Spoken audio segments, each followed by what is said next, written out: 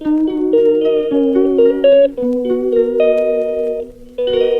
বন্ধুরা, good morning. কেমন আছে সবাই? আশা করছি ভালো আছে।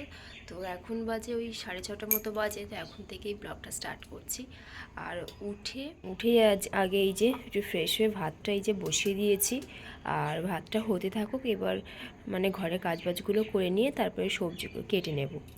তো মেয়ের পরীক্ষা আছে কালকে, রবিবার ছুটি, আর 2 দিন হবে, তারপরে একেবারে মানে নিশ্চিন্তে একটু এবছরের মতো। আবার তো তারপরে ভর্তি ফর্তি সব আছে, আর অ্যানুয়াল ফাংশন আছে কদিন পরে, তো সেই জন্য তো স্কুলে প্র্যাকটিসও করাচ্ছে। তো এটাই আর কি। তো চলো দেখতে থাকো, আশা করছি পুরো ব্লগটা ভালো লাগবে। তো দেখো, আমি ওদিকে তো ভাত বসিয়ে দিয়েছি। তো ভাত বসিয়ে দিয়ে এদিকে দেখো সমস্ত কিছু মানে তরকারি রান্না করার জন্য সমস্ত কিছু গুছিয়ে নিয়েছি। আর এখানে হচ্ছে এই যে আলু সয়াবিনের তরকারি হবে, পুঁই শাকের মিটুলি আলু দিয়ে ভাজা হবে। তো এটাই সকালে রান্নাবান্না কমপ্লিট করার পরে মেয়েকে নিয়ে তো স্কুলে গেছিলাম, স্কুল থেকে বাড়ি চলেও এসেছি।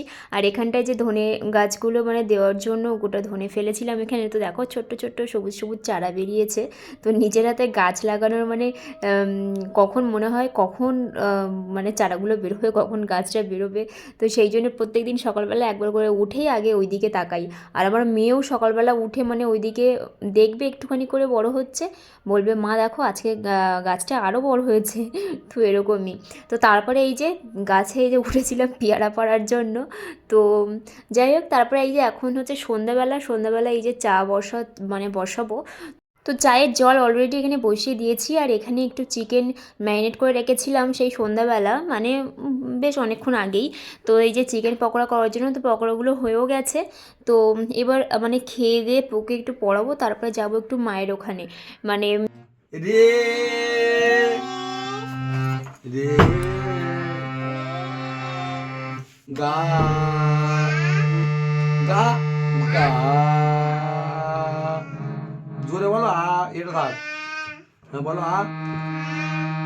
তো দেখতেই পেলে বাবা ওদিকে পুকুকে একটুখানি সারেগামাপা বলার প্র্যাকটিস করাচ্ছিল, একটু হারমোনিয়াম বাজানোর প্র্যাকটিস করাচ্ছিল, মানে ভবিষ্যতে ওটাও শেখানোর ইচ্ছা আছে, তো সেই জন্য। তো তারপরে দেখো মায়েদিকে খেতে দিয়ে দিয়েছে সবাইকে। তো দেখো আজকে রুটি, চিকেন কষা আর মানে ভাতটা আমার আর কি।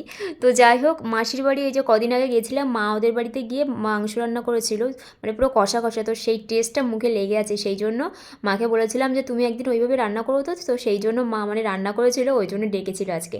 তো তারপরে দেখো এদিকে পানের নিয়ে বসে পড়েছি, কেননা ওদিকে বাবার মানে হাজব্যান্ড খাবে, তো সেই জন্য এই যে আমি বসে বসে পানটা মানে সাজাচ্ছিলাম আর কি। তো চলো ভিডিওটা তাহলে আজকের মধ্যে এখানেই শেষ করছি, দেখা হবে একটা নতুন ভিডিওর সঙ্গে। ততক্ষণ তোমরা সবাই সুস্থ থেকো, ভালো থেকো। তো আজকের মতো সবাইকে গুড নাইট।